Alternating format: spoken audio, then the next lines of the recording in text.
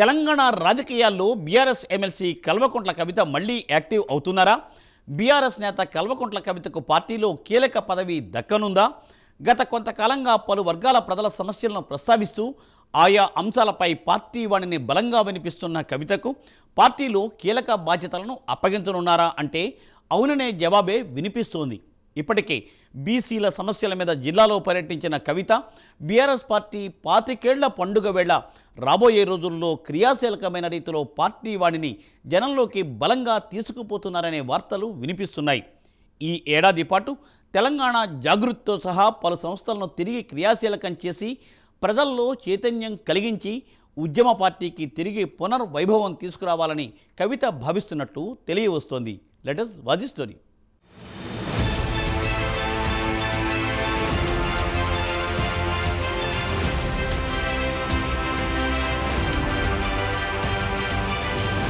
గతంలో తెలంగాణ జాగృతి ఏర్పాటుతో రాజకీయాల్లోకి ఎంట్రీ ఇచ్చిన కవిత అనతి కాలంలోనే బీఆర్ఎస్లో కీలకమైన నేతగా ఎదిగారు. 2014 పార్లమెంట్ ఎన్నికల్లో నిజామాబాద్ నుంచి పోటీ చేసి ఎంపీగా విజయం సాధించారు. అయితే 2019లో జరిగిన ఎన్నికల్లో ఎదురైన పరాజయం తర్వాత ఆమె ఏమాత్రం నిరాశ చెందలేదు. ఆ తర్వాత ఉమ్మడి నిజామాబాద్ జిల్లా స్థానిక సంస్థల ఎమ్మెల్సీ ఉప ఎన్నికల్లో బీఆర్ఎస్ అభ్యర్థిగా పోటీ చేసి కవిత విజయం సాధించి ప్రస్తుతం ఎమ్మెల్సీగా కొనసాగుతున్నారు. కాగా నిరుడు ఢిల్లీ లిక్కర్ కుంభకోణంలో అరెస్టై జైలు జీవితం తర్వాత ఆమె కొత్త ఏడాదిలో రెట్టించిన ఉత్సాహంతో రెండో ఇన్నింగ్స్ ప్రారంభించారు.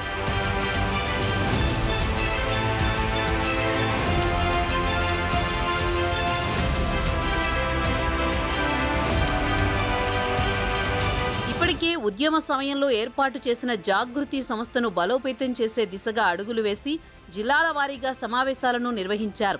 చాలా జిల్లాల నేతలతో భేటీలు నిర్వహించి జాగృతి కొత్త కమిటీలపై విస్తృతంగా కసరత్తు చేశారు.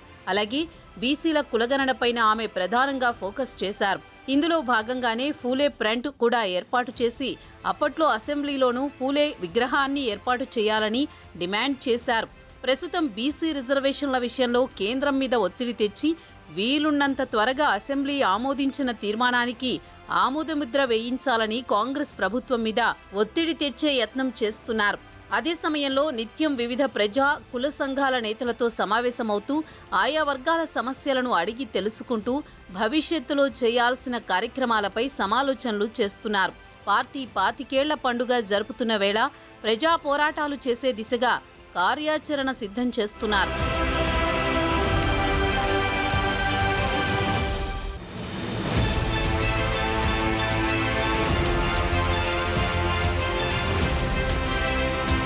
మరోవైపు బీఆర్ఎస్ పార్టీ కార్యక్రమాల్లోనూ కవిత పాల్గొంటున్నారు. గతంలో జరిగిన దీక్షా దివస్ కార్యక్రమానికి కూడా హాజరయ్యారు.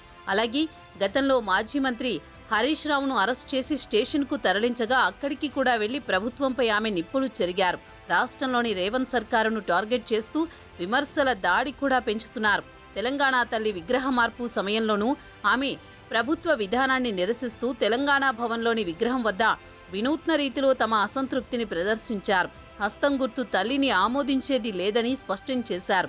రైతులు పడుతున్న ఇబ్బందులు, ముఖ్యంగా పసుపు రైతులకు గిట్టుబాటు ధర కల్పించాలని, మహిళలకు తులం బంగారం నెలకు 2500 అంశాన్ని తాజా మండలి సమావేశాలలో ప్రస్తావించడంతో పాటు ప్లకార్డులతో నిరసన తెలిపారు.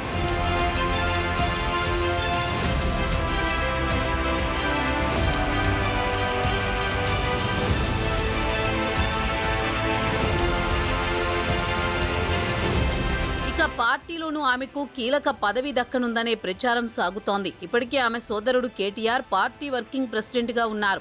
గతంలో పార్టీ సెక్రటరీ జనరల్గా పనిచేసిన కె కేశవరావు కాంగ్రెస్లో చేరాక ఆ స్థానంలో ఎవరినీ నియమించలేదు.